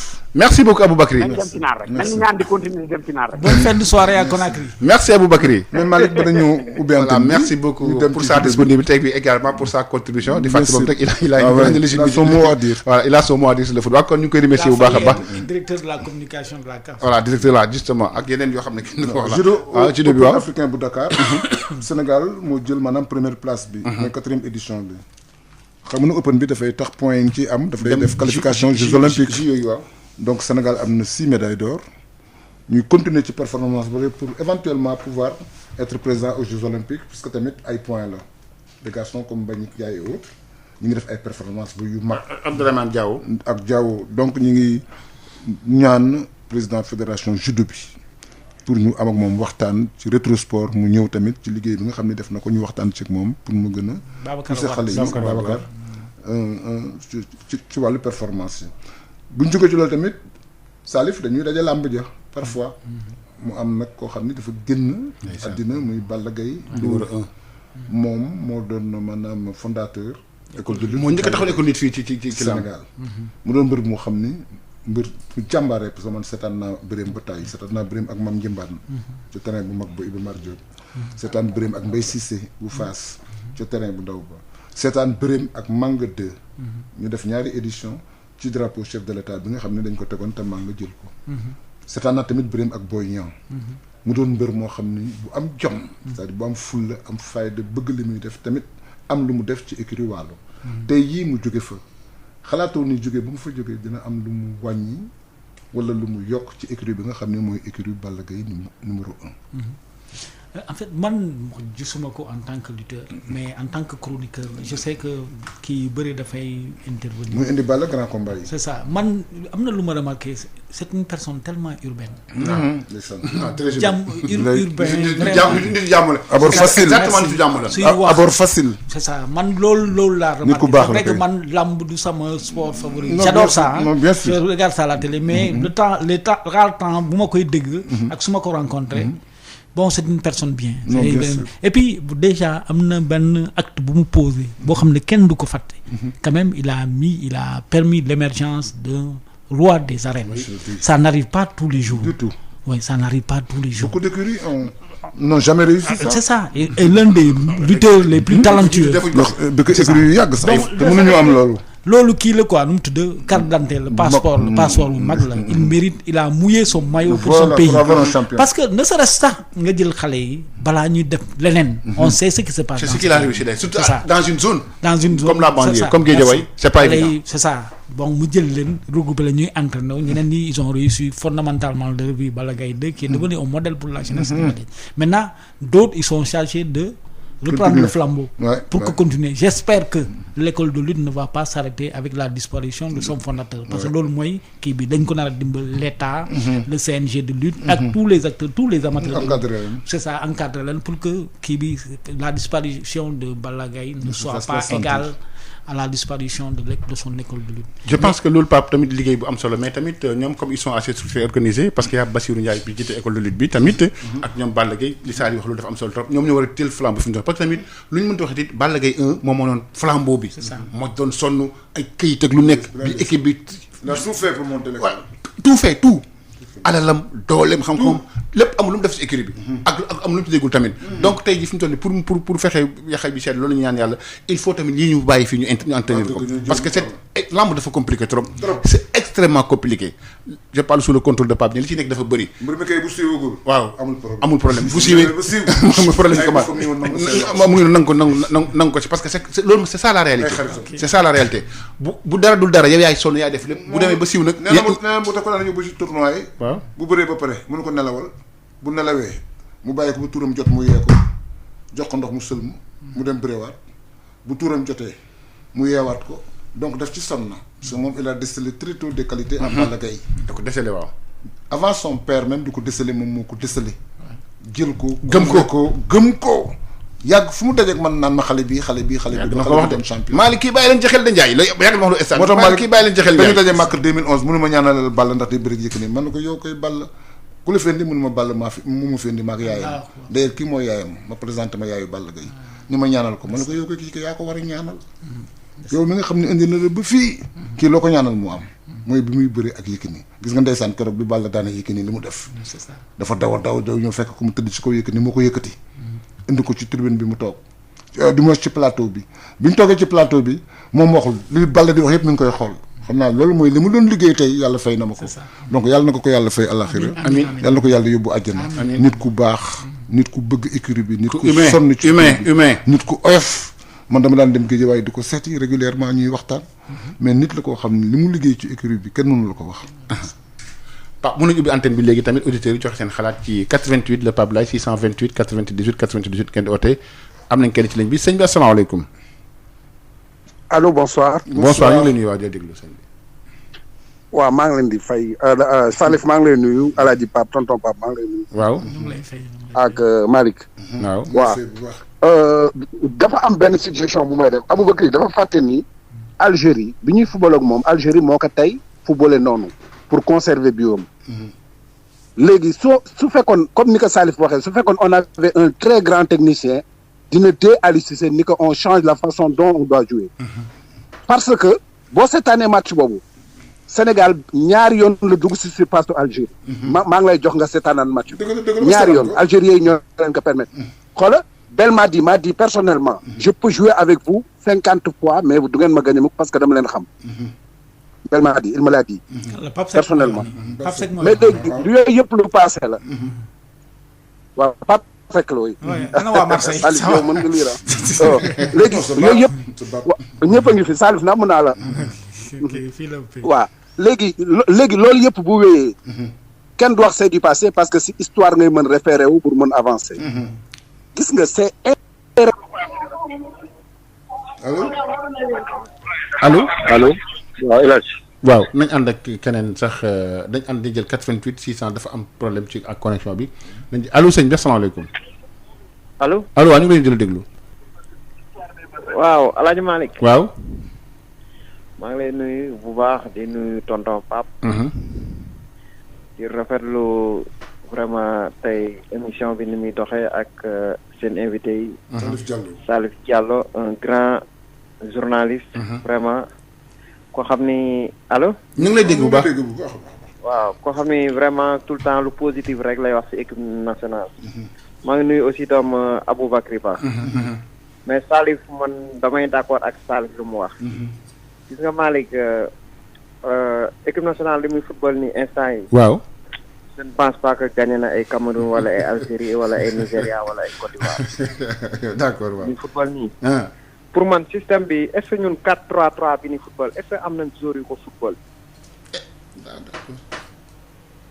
est-ce que am nañ élément yu mën a def loolu 4-3-3 bi parce que 4-3-3 boo koy football souvent da ngay am un numéro 10 boo xam dina mën a téye bal bi ñun déjà ay milieu récupérateur yu baax amuñu ko amuñu ay latéraux man dama doon gis sax ñu dem ci 3 défenseurs centrales. def 5 milieux de terrain. comme Peter Schmeichel système bi doon football. 3-5-2. pour man loolu joueurs yi am instant yi loolu moo gën a adopté ak suñu football actuellement nii. parce que au moins am nañ ay excentré ñu mel ne ay Opanguet ay Crépin Diatta gis nga ñaari dernier match de équipe nationale yi dafa réer. kenn amul lu mu football lan. complètement très bon footballeur. complètement. dafa réer complètement. vraiment nit ñaa ngi koy wax ñun nag amuñu loolu équipe nationale suñuy wax waxuñu pour critiquer. mais équipe bi li am nga sa droit critiquer. équipe bi bien public am nga droit critiquer. équipe bi sa xaalis bi sa impôt yi la ñuy yóbbu di ko jox bien public am nga droit joxe sa xalaat c'est un bien public am nga droit critiquer ko. li muy football nii daal. vraiment. dalul sa xel daal di demoon Italie fu ma nekk nii sama xarit du bari loolu lan ma wax li muy football nii. pour mu gagner équipe bu mag dina jafe daal. jërëjëf sëñ bi. am Salif nag dama koy interpeller ci benn joueur Ibrahima Diallo bi nekkoon Brest. waaw. yaakaar naa genre milieu de terrain yooyu. muy Southampton xaw ma ndax moom xam na ko wala déet. démb muy Southampton Dijon la nekkoon je pense. Brest boobu ñu Brest la nekkoon effectivement waaw bon je pense foog naa li ñu war a def mooy outil de très bon milieu de terrain yu mën a récupérer xoolal Ivoirien bi Siré Dia. il a 36 ans. dafa ñëwaat dañ ko jëlewaat ni muy récupérer ni muy xeexee ñun amuñu loolu ci suñu milieu de terrain yi. c'est un technicien tamit aguerri mun football. xoolal Algérie seen équipe bi. 28 ans 29 ans suñ final beeg Algérie buñ ko defoon nan ñaari yoon ñetti yoon. football man xoolal équipe bi attaquant yi ñu yor mun ñu fexe ba. pour ñu dugal bi sax problème la. équipe Sénégal bi pour mu dugal bi sax problème la ak attaquant yi ñu yor yëpp pour ñu dugal bi problème la. jërëjëf sëñ bi. waaw fi may jeexale nag mooy vraiment di bëgguma yàgg si ligne bi di féliciter maître Augustin Senghor si candidature bi mu déposé si CAF di ko ñaanal yàlla defal ko si ndam ñaan Sénégalais yëpp nañ ko jàppale tàmbale si président de la république na ko ñëpp campagnal parce que man wóor na ma ni su demee CAF vraiment dina redresser CAF dina ko teg si yoon boo xam ni ñëpp dinañ ko apprécier kon ñu ko ci ñaanal ndam bu baax a baax jërëjëf amiin voilà ñu jël keneen allo waaw ñu ngi leen di jël déglu sëñ bi. waaw El Hadj Malick. waaw. ngeen def. sant bu baax. waaw man la Atoumane Gueye. Atoumane Gueye waaw. basket waaw. basket et lutte. basket lutte. football ak football. dama doon def témoignage rek. écurie Waalo. waaw écurie Waalo ci moom fa laa ñëw sax ci Balla Gaye. écurie Waalo bi ñu dégg nii. Balla Gaye moo ko teg sama loxo. dëgg la. moom ak Alioune Seye. ndeysaan. ñoo ma fekk man ak Jombos Diaw. Jombos benn ndeysaan. di nekk consul actuellement bu nekk ca Pologne. ni ma Atoumane Gueye. yow doomaan waalango. Jombos doomaan waalango. Omar Sarr doomaan waalo la. Matar Cissé doomaan waalo la Mankeur Ndiaye doomaan waalango. kon waru leen seetaan waalo di dem suuf. loolu ñu dugal mu jël écurie Waalo. njëkk a tëgg man maa njëkk a tëggal làmb man ak Jombos Diaw Balla Gaye 2 bii xam nga ñu may déggool dégguma waaw. maa ko tëgal làmb mu bëri yéeg boulon Richard Toll sama buntu kër gii la déparé moom Double Less papa ji ma fay ko 100 000 jamono 2003 2002 2003 jamono saa nekk ministre de la pêche ma jël manga mu ñëw bàq ma yóbbu ko Richard Toll mu bàqul ci ma jël Moustapha Gueye ñu ngi may dégg ma yóbbu ko waalo kon it li mu def ci Balla Gaye ñàkk nañu ko baax dëgg la ku mën a defar day dëgg la tey waalo ñaari écurie yi boo leen déggee écurie waalo ak écurie école Balla Gaye benn la moom moo ci nekk ak Mohamed Ali ak Arouna Sall moo tax tey mënu moon toog dem bi ma ko déggee du ma ne maa fa njëkk de mais de man ak Cheikh Sarr ñoo fa nekk par le canal de seen président Moussa Ndiaye bi ma liggéey maanaam ñoo liggéeyandoo transcontinental Moussa Ndiaye ku baax ñu ngi koy jaare la kon nag man la Pape Dieng El Hadj Malick waaw Salif ñàkk nañu ku baax dëgg la c'est vrai ay dëgg la Balla Gaye c'est un fédérateur ñaari écrit doo ci dégg mukk coow mukk moo tax dem bi ma ñëwee fekk Balla Gaye 2 toog Double Less 2 toog man leen yéen seen diwaan rek ngeen defee ñaar ñi tëj bi tey seen dëj li leen tëj seen dëj li yéen ñaar yéen moom tëj kon nag li may wax mbooloo mi rek mooy Sénégal ñàkk lu ko rëy di ko jaal Sénégal yëpp nag kenn desul di ko jaal surtout suma xarit Jombas Diaw di nekk Pologne démb def na témoignage bu rëy ci Balla Gaye 2 comme émission dafa xaw a xat loolu laa mën a yem bés bu amee occasion nag dinaa toog ak yéen wax leen suñu diggante ñaar écurie diggante écurie Waalo école lutte bi ak diggante Omar Sarr lu mu def ci biir Waalo au niveau de la lutte nee naa bu dee bër rek muy Lac 2 bii ñi ko yoree pendant 2003 ba 2008 man si laa bokk ànd ak Lac de Guiers 1 chaque jour maa la yóbbu kuy tolloon Lac de Guiers 2 bi may dégg Arouna Sall bi may dégg maa ko jël en charge 2003 ba presque 2008 au niveau de la piscine olympique fa lay entraîné moom Lac de Guiers 1 moom it Lac de Guiers 1 tamit nekku fi mais bu baax ko noonu liggéey na ci écurie bi bu mag a mag jërëjëf Atoumane Pape li may wax ci ñaari écurie yooyu rëy na trop te bare na mais comme émission dafa xat je pense que fa laa yem mais nag beneen bi di remercier ndam Augustin Senghor ci candidature bi def na yëpp Sénégal tey lii moo yëpp Sénégal tey dëgg la baatam dafa war a jox tey Augustin Senghor tey fu nu bàkk fu nu yëngalee football bi war na taxaw lay dëgg la kon bi ma déggee candidature am au nom du milieu du sport du ma ne basket rek ñun ñëpp ñëw l'ensemble sigil lañu nekkoon na président section basket Gorée pendant 8 ans loolu laa loolu xam naa ko Pape après Léopold Senghor ñëw jël ko mag ji waaw Pape émission dafa xat donc c'est pas ñaa am na ñu nekk sama ginnaaw dugg ma daal maa ngi gërëm yéen ñëpp di gërëm def suma rak suma xarit Jombas Diaw jërëjëf 88 la 628 allo waaw waaw ñu ngi leen di déglu sëñ bi sama gars yi sant bu baax a baax sama gars yi na ngeen def sant bu baax seen xarit waaw mais man damay encouragé Augustin Senghor man bu ñu koy fal président de la fédération sénégalaise de football maa ko ñi ko gëmoon ci laa bokkoon et j'avais fait un article tonitruant dans un journal de la place Salif Salif je le salue maa ngi lay fay grand Bamba Diop waaw gën naa la dégg gën naa la gis xam nga yow tax ma bëgg la dama ñëw si bi ñuy manifester contre pour Lamine Diack waaw y avait plus de chaises tu as tout fait pour me trouver une chaise pour ma toog c'est normal suñu grand yow tamit c'est normal ça je ne vais jamais l'oublier maintenant Augustin waaw na ko président jàppale oui jàppale da ko jàppale moom ñoom ñaar ñoo far parce que moom moo yor maire Gorée il est maire en même temps waaw ñoo bokk seen cour waaw mu jàppale ko moom nag Bamba rek nañu donc 88 la 628 98 98 ngeen woote Bamba moo doon woote Bamba Mbaxane Bamba Sidi Mbaxane il nous reste 12 minutes pour émission bi daal di jeex waxtaan nañ ci ay am nañ keneen allo sëñ bi waaw salaamaaleykum waaleykum salaam nijaay waaw bro allo ñu ngi lay dégg waaw nijaay waaw bro waaw dama leen di jaaleel boor ndeysaan Balla Gaye numéro 1 oui ku juba ngi noonu ku am l'islam ku baax a ngi noonu bro xanaa da nga may xar dama am ay xar gis naa leen xar. mais koy jël ci. mais boo ma diggoon nag ma ko ndil. mais nijaay kaay nga jël si ko wax naa la boo mais jël tamit ma ko ndil tuddee ma oto. mais Cheikh Diouf loolu ma topp naan ma sa xaru nijaay bi ak même bàcc ñaan nee na ma yow xar bi nga dégg. daaw ba ren bi nga dégg ci mën na ko na ko jël ci. waaw. mais grand. Sénégal gëj na am équipe depuis 2002. su fekkee dëgg rek la ñuy wax. Alaaji Diouf. Henri Camara. yaa may dégg. Khalilou Fadiga. Pape Bouba Diop. day ndeysaan. ah. équipe boobu doon fi amati Salif Diao. mais est-ce que équipe tour rek la mais avec quel résultat après final lañ dem comme nii rek après toog ñëw. jeex waaw mais.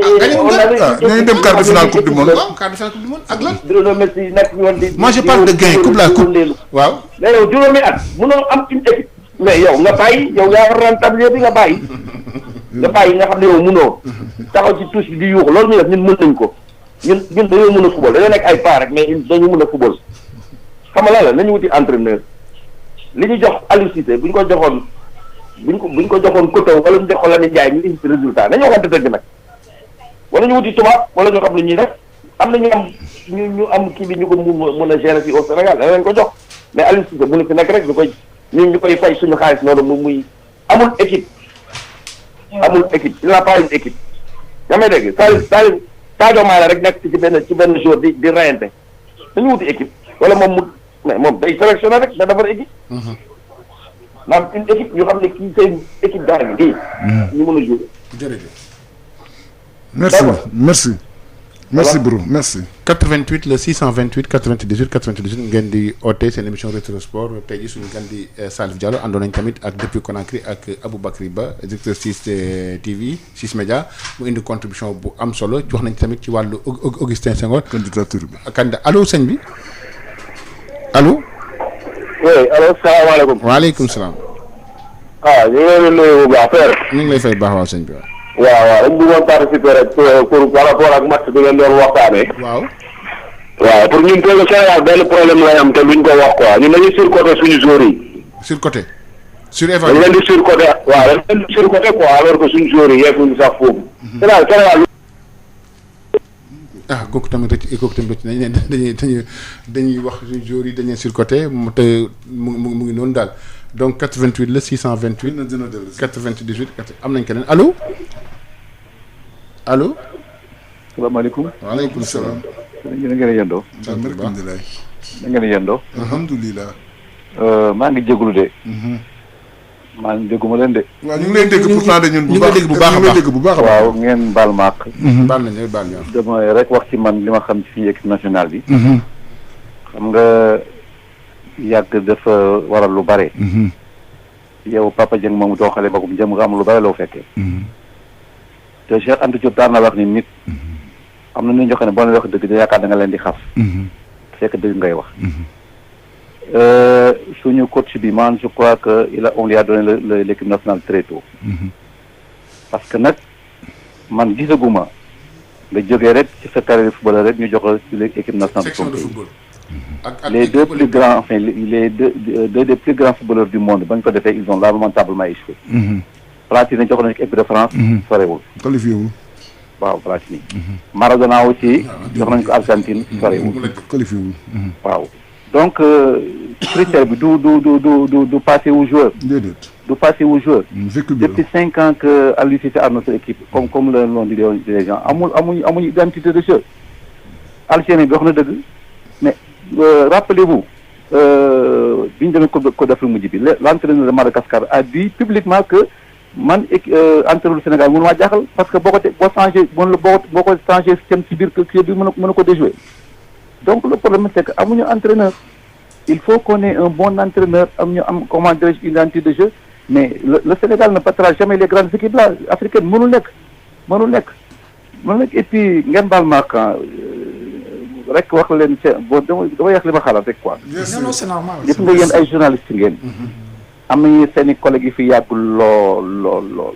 mais nañu bàyyi raay nit boo bëggee mu progresser. da ngay def une critique objective mais chaque fois qu'on te donne le micro. li ngay wax rek mooy loo xam ni yaa ngi bañ a heurter. équipe nationale bi ñëpp ko moom. quand tu es un journaliste chevronné ñëpp am ci yow yaakaar ni comment dirais-je yow xam nga xam-xam. mais waxal dëgg mais tu as toujours peur n'est-ce pas, de décevoir. Et Pape Dieng maa ngi ko fàttali yow kër 86 la fekk. Pour la première fois télévision RTS def benn émission spéciale de 22h à 6h du matin. Ba la fameuse intervention de Alaaji Mansour Mbaye que un de vos collègues laa xam ne yow yaa moo doon allumer les gens du cœur ñoo fi mu ni pat. Ce sont yooyu la ñu war a bàyyi yéen wax ngeen ko nekkul leen fi kenn li ngeen di gis ngeen di wax équipe bi ñëpp a ko moom donc képp ku ñu jox sa parmi vos collègues là yéen nga xam ne vous êtes des spécialistes mais wax leen nit ñi la am. mais bàyyi raay dans le sens du poil. li ma gëm daal mooy tant que Aliou Cissé mooy suñu équipe te changé wul ni muy doxalee. on n'ira pas loin ngeen baal ma ko. merci. 88 la 628 98 98 ngeen di oote émission bi rek 5 minutes moo des allo sëñ bi. salaamaaleykum. waaleykum salaam. waaw El Hadj Malick. waaw. na ngeen def. sant bu baax. El Hadj Papa Dieng ñu ngi leen di nuyu. waaw Mamadou Diop la AIBD. Mamadou Diop ngeen nuyu waaw. ñu ngi leen di nuyu te di leen jaale Balla Gaye. di ñaanal yàlla seral yaxam. te làmb ji moom il faut ñu gën a góorgóorluwaat ji ma changer système. ndax làmb ji xaalis bi dafa monté woon dafa demoon foo xam ne fii mooy temps bi nga xam ne banque yeeg ñëpp dañu ñëw pour exposer leen. moo taxan xaalis bi yéeg léegi nag mbër yi bari nañu am nañu jotu entraîné te bari nañu doole nañu leen di partager 100 millions 5 combats. la arène bu bees bi normalement dimanche bu jot war naa tëgg. ci yoon buñ demee ba am yeneen combat yu mag nag ñu seet na ñuy defal yu mel noonu mais normalement fi mu nekk nii mbër yi bari nañu bari goo xam ne. lamb ji dafa war a dox bu baax a baax a baax. mais xaalis bi xas na yegg foo xam ne fii ci liñ ciy fay moom la ñu mën a tuute am. amatuñu sponsor yu leen mën a fay. vraiment xaalis boobu. dëgg la. donc il faut ñu mbëri wax ak promoteurs yi. ñu xool naka la ñu mën a def ba organiser wu bu baax di am 5 combats yu baax ndax ñëpp ay ponkal la ñu léegi. jërëjëf. merci beaucoup. waaw 88 628 98 98 ngeen di oote ñu jël nag Pape auditeur bu ñu wax bi daf ñuy xaw a tànci 88 628 ñu jël ki mooy ku mujj ki allo sëñ bi. allo. allo ñu ngi leen di déglu waaw yow yaay auditeur bu mujj bi sëñ bi waaw. salaamaaleykum. waaleykum salaam wa rahmatulah. dama bëggoon participer ci seen débat bi. allez-y. ci affaire équipe nationale. Bon, il faut dire que man maa ngi suivre football Sénégal depuis 1956. 1956. 56 waaw. mooy année bi réveil de Saint-Louis jël coupe d'AOF avec les Serigne Mbaye. ça fait 60 Abou Sarr. 64 ans ci ren. donc 56. idée bi nga xam moom laa am ci ñu reproché toujours équipe nationale. c'est la grande équipe du réveil. man ci sama xam-xam bu gàtt. waaw mooy encadrement technique. ñi si nekk ñëpp daanaka ay défenseurs mbaa ñi si ginnaaw la ñuy football. te football boo buggee gagné. il faut nga am une idée de ñi nga xam ne ñoom ñooy encadré que ça soit ay Aliou Cissé ay. Mamadou Diatta Tony Coly. globalement daal. encadrement technique yëpp ay défenseurs la. ñooñu amuñu benn expérience dugg ci biir défense régler problème mu défense. de ce fait kooku match bu tàngee ba tàng attaquant yi nga xam ne ñoom waroon nañ leen a jox yenn type de conseil yi. kan moo leen koy jox kooku à mon avis faay la. parce que ku mel ni ay El Hadj Diouf boo gisee yi ngay wax ay 2002 et 2002 équipe bi yëpp daanaka même milieu de terrain même ñu nekkoon ci milieu de terrain bi sax daanañ mën a régler problème équipe mais boo xoolee ku mel ni par exemple Gana Gueye. kooku nag Pape Laye kooku nag rëcc nañu pas waxtu ñu tëral nag pratiquement. jot na Salif ñu bàyyi la nga tàgg. Bon, de les remercier ci invitation bi bon j'ai été très heureux de revenir dans ma maison. C'est ça bon di leen encourager ci émission bi bon la preuve c'est quoi les gens sont tellement intéressés par ce que vous faites. soo leen doon def loo xam ne baaxul gars yi dañu leen woo. donc di leen gën a soññ c'est ça hein c'est comme ça hein. C'est comme ça oui. C'est ça bon di leen gën a soññ bon mettez la gomme allez de l'avant. merci beaucoup jërëjëf kon mbokk auditeurs yi suñu invité tey Salif Diallo la bu APS ñu ngi leen di sant di leen gërëm wasalaam. ngir massage bu jaar ci yoon taamu leen gamme Piro Valda. Val d'Afrique ak Piro Valda ñoo leen doon may seen émission Rétro Sport.